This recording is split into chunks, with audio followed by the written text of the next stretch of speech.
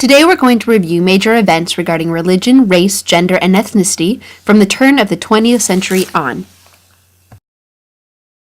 The early 1900s were a tumultuous and exciting time, especially for women. Progressive social groups and politicians were attempting to address and solve the problems of the late 1800s and industrialization. Many progressive reformers were women, such as muckraker Ida Tarbell, who exposed the corruption in the Standard Oil Company. Important Supreme Court decisions, such as Muller v. Oregon, provided economic protection for women by upholding the right to limit the workday. These protections were later also extended to men. But, most importantly, the suffrage movement began to see more success. Susan B. Anthony and Elizabeth Cady Stanton had formed the National American Women's Suffrage Association in 1890. Their strategy had been to convince state legislatures to give women the right to vote. They also challenged disenfranchisement in the courts and pushed for a national constitutional amendment. By 1900, 4 states had legalized voting for women, but there had been no more victories. 3 changes made a difference. First, the suffrage movement experienced a rebirth under Carrie Chapman Catt when she took over control of the National American Women's Suffrage Association. She made important changes that resulted in better organization and more effective lobbying of politicians. Second, a new and more radical suffrage group emerged, led by younger women such as Alice Paul, who used controversial tactics like picket lines and hunger strikes. Third, women's efforts during World War I working in factories and organizing charities helped prove their worth to the men who controlled the government. In 1919, the 19th Amendment was enacted, finally granting women the right to vote. This amendment was symbolic of the changes for women in the 1920s. Culturally and economically, women became more liberated in the 1920s as well. There were more job opportunities for women in new professions. Women began to test cultural norms and wore more revealing clothing and took control of their sexual lives, especially with the introduction of the birth control pill. The flapper girl became the icon of the 1920s female who could vote, smoke, stay out late, and casually date. But the image of the flapper girl contrasts greatly with another societal surge of conservatism during the early 1900s. Society was changing quickly, but many longed for the past and stricter moral controls. Many of the progressive reformers were native-born middle-class women who were strongly influenced by religion. The social gospel inspired many women to provide services to the poor and immigrants, like in settlement houses or through the Americanization movement. But these services were conservative and religious in nature. Progressive reformers wanted the immigrants and poor to improve their moral behavior. Women reformers played a major role in the temperance movement that grew even stronger in the early 1900s. The Women's Christian Temperance Union organized to pass the 18th Amendment to ban alcohol. Their argument was that alcohol was sinful and led to spousal abuse. But interestingly, another source of support for prohibition was anti-immigrant sentiment. During World War I, many conservatives and nativists developed a hostility to German-American brewers and other immigrant groups that used alcohol. This nativist sentiment added to support for prohibition, which was enacted in 1920 with the passage of the 18th Amendment. Nativist conservative sentiment was on the rise in the 1920s, not only due to World War I, but also fears of communism after the success of the Bolshevik Revolution in Russia in 1917. 2 laws were passed, the Emergency Quota Acts of 1921 and 1924, which set a maximum number of immigrants that were allowed to enter the U.S. by country of origin. These laws dramatically reduced immigration, especially from Eastern and Southern Europe. It wasn't until 1965 that these quotas were eliminated. The 1920s also saw a revival of the Ku Klux Klan, whose list of people they hated grew from just blacks to also anyone who wasn't white, Protestant, or born in the United States. Religious conservatism also surged in rural areas. In 1925, Tennessee legally forbade the teaching of evolution in schools. A young science teacher named John Scopes challenged the law and went to court. The trial, known as the Scopes trial or monkey trial, was famous throughout the nation. It demonstrated the tension between conservative religious values and modern progressive change. Change was rapid during this time, but not as much for African Americans. The progressive movement in industrialization had not achieved much for the blacks in the South. An 1896 Supreme Court decision, Plessy v. Ferguson, upheld Jim Crow laws, stating that as long as separate facilities were equal, segregation was constitutional. Lynchings and violence towards blacks in the South were so common that many moved north in what is called the Great Migration.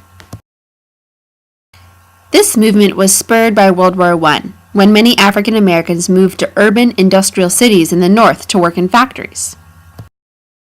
But many of the efforts of the progressive reformers overlooked the race question. Even the famous progressive president, Woodrow Wilson, took a step in the wrong direction when he resegregated federal offices in Washington, D.C. But African Americans didn't stop fighting for positive change that eluded them. W.E.B. Du Bois, a famous leader, writer, and academic, pushed for complete equality with whites. His perspective differed from many other African Americans at that time, such as Booker T. Washington, who wanted blacks to start slowly by gaining technical skills. In 1909, W.B. Du Bois and other black leaders formed the National Association for the Advancement of Colored People, the NAACP, to protest against racial violence. Although many African Americans found their voice through the NAACP, they still faced daily threats and discrimination. Marcus Garvey, an immigrant from Jamaica, believed that blacks should build a separate society. His different, more radical message of black pride aroused the hopes of many. The combination of greater pride, political organization, and freedoms in northern cities resulted in a flowering of African American cultural creativity called the Harlem Renaissance. Centered in the Harlem neighborhood of New York City, black artists began a surge of creativity that has left its marks until today. Writers such as Zora Neale Hurston and poets such as Langston Hughes expressed the difficult lives of the working class African Americans. Musicians such as Louis Armstrong, Duke Ellington, and Bessie Smith made jazz famous around the world and set the roots for R&B and rock and roll in the future. The Harlem Renaissance represented a portion of the great social and cultural changes that swept America in the 1920s. The period was characterized by changing values and personal freedoms and other societal changes that have lasted until today. The economic boom, however, was short-lived, as the Great Depression was just around the corner. The Depression was hard on everyone, but especially on African Americans and Latinos, whose unemployment rates were higher and were the lowest paid. New Deal programs enacted by President FDR represented an important opportunity for minorities. Many minority groups, most notably African Americans, began to vote Democrat for the first time due to FDR's policies. However, the New Deal only gave limited gains to minorities like African Americans and Latinos. Long-standing prejudice and discrimination prevented equal participation. In the period from 1900 to 1930, immigration from Mexico and other parts of Latin America had increased for three main reasons. 1. The Mexican Revolution. 2. Political instability. And 3. No immigration restrictions. However, during the Depression, many Mexicans were deported because American citizens didn't want to compete for jobs. But once World War II began and labor was needed, the American government started the Bracero program to import temporary laborers from Mexico. Many Mexican American citizens, over 300,000, fought in World War II despite the fact that they were placed in mostly segregated units. Discrimination against Mexicans was also evident on the home front during World War II, with the Zoot Suit riots of 1943 in Los Angeles. African Americans experienced similar discrimination. When World War II started, many blacks found work in factories, but were the last hired and first fired. Finally, a few years into the war, President FDR issued an executive order that demanded equal treatment for all workers in defense industries. Despite centuries of oppression in American society, many African American men volunteered and served in the military, over 1 million. For most of the war, blacks were in segregated units and given only non-combat missions. But in the last year of the war, the U.S. military authorized their engagement in combat missions. The Tuskegee Airmen were a highly distinguished unit that won many medals for their service in Italy. The worst discrimination during World War II was against Asians, in particular the Japanese. After Pearl Harbor, anti-Japanese hysteria swept the West Coast. President FDR signed an executive order in 1942 to put all Japanese and Japanese American citizens in internment camps for national security reasons. Over 110,000 Japanese were put in camps for the duration of the war, despite the fact that there was no evidence of any sabotage. But even the Supreme Court, in Korematsu versus the United States, upheld the constitutionality of the internment camps, stating that they were necessary during a period of war. Amazingly, despite this great injustice, many Japanese men volunteered while in the camps to fight in World War II, over 33,000. They fought bravely in the war, in particular the 442nd Regiment, which is the most decorated unit in all of U.S. history. Native Americans saw the first positive change since the 1800s in the Battle of Wounded Knee. In 1934, President FDR signed the Indian Reorganization Act, which represented a reversal of policy, away from assimilation and towards more autonomy for Native tribes. This act, for the first time since 1882, restored reservation lands to tribal ownership and returned political power to tribal councils. During World War II, many Native Americans volunteered to fight, over 25,000.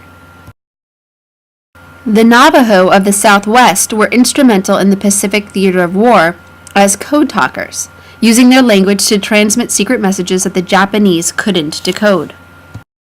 Because of their service, as well as that of African Americans and Japanese Americans, President Truman issued an executive order in 1948 to finally desegregate the armed forces.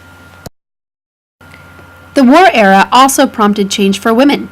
In 1933, President FDR appointed Frances Perkins as Secretary of Labor, the first female cabinet member ever. During World War II, women stepped up, just as they had in World War I. 6 million women worked in factories, made famous by their icon, Rosie the Riveter. However, just like minority workers, they earned less than their white male counterparts. Women also volunteered for the military during World War II for non-combat positions. At first, women became part of the WAACS, Women's Auxiliary Army Corps, which gave them official status but few benefits. By 1943, the U.S. government realized that auxiliary status was ridiculous and dropped the first A and gave women full benefits. After World War II ended, all the social issues that had been put on hold by economic depression and World War quickly exploded to the surface. 1954. 2 decades of Democratic control of the White House had changed the makeup of the Supreme Court. 13 African American parents had their case heard before the court to challenge the separate but equal precedent of the Plessy versus Ferguson court case in the late 1800s. Finally, after changing public opinion and a different set of judges, Jim Crow was overturned in the Brown versus Board of Education decision, probably the most famous court decision in the history of our nation. But a court decision is just that, a piece of paper. It took action to see results. 1955. 9 African American teenagers tested the court's decision when they tried to integrate Central High School in Little Rock, Arkansas. It took federal troops sent by President Eisenhower to force the state of Arkansas to accept the integration of their high school. But what about segregation in other public facilities besides schools? The court hadn't ruled on that yet. 2 years later, in 1957, an activist named Rosa Parks took the first action of civil disobedience by refusing to give up her seat to a white man on a public bus. This simple action started a citywide bus boycott in Montgomery, Alabama. The boycott was led by a young pastor named Martin Luther King Jr. After over a year, the boycotters finally found victory with another Supreme Court ruling, finding segregation on public buses unconstitutional. After these early victories, the civil rights movement took off. Martin Luther King Jr. became a renowned and respected leader who advocated for nonviolent civil disobedience. Not all African American civil rights activists believed in Martin Luther King's tactics. Groups such as the Nation of Islam and the Black Panthers advocated a more radical and militant approach to achieve their goals. However, most of the other organizations that joined in the struggle used a variety of nonviolent tactics: sit-ins, protest marches, boycotts, freedom rides, voter registration drives, to limit segregation and discrimination. In the South, Southerners resisted change and used violence to stop civil rights activists. In the center picture, you see President Eisenhower stepping in Little Rock to enforce federal law. On the left, you see President Kennedy using federal troops to protect activists and the integration of public universities. On the right, you see President Johnson signing the Civil Rights Act of 1964, which forbade any discrimination in public facilities. He also signed the Voting Rights Act of 1965, which forbade attempts to disenfranchise voters, such as the grandfather clauses and literacy tests. In addition, the 24th Amendment was passed, which outlawed poll taxes. It had been 100 years since slavery was abolished, but equality was only just becoming a reality for African Americans in America. The civil rights movement of African Americans encouraged many other groups to fight for their own rights. Mexican farm workers in California, under the leadership of Cesar Chavez and Dolores Huerta, attempted to form a union in 1962, the United Farm Workers, to improve working conditions and raise wages. Years of struggle resulted in little gain until a nationwide grape boycott forced the grape growers to negotiate with and recognize the United Farm Workers Union. Native Americans also organized a group called the American Indian Movement under the leadership of Dennis Banks. This civil rights group organized protest marches, occupied Alcatraz Island, and had a violent shootout after a demonstration at Wounded Knee to commemorate the massacre 100 years earlier. The Native American movement saw little victories, but did get some claims on ancestral lands recognized. Women also began to organize a new feminist movement. In the 1950s, when the men came back from the war, women were encouraged to leave the factories and offices and return to the home. This image of the woman as a housewife was glorified in the media, on television, and in popular magazines. But women were beginning to speak out about their dissatisfaction. Betty Friedan wrote about the oppressed potential of women in her famous book, The Feminine Mystique, which sparked a feminist movement in the 1970s. A new feminist organization, the National Organization of Women, or NOW, began to advocate politically for equality in the workplace. The Supreme Court ruled in Roe v. Wade that abortion was legal in the first trimester of pregnancy, a victory for the feminist movement. The most desired objective, an equal rights amendment, was unfortunately defeated by a coalition of conservative women. In conclusion, even though there is still much that needs to be accomplished, life today for all people is immensely more equal compared to 100 years ago, as proven by the historic election of a black president in 2008. We've come a long way.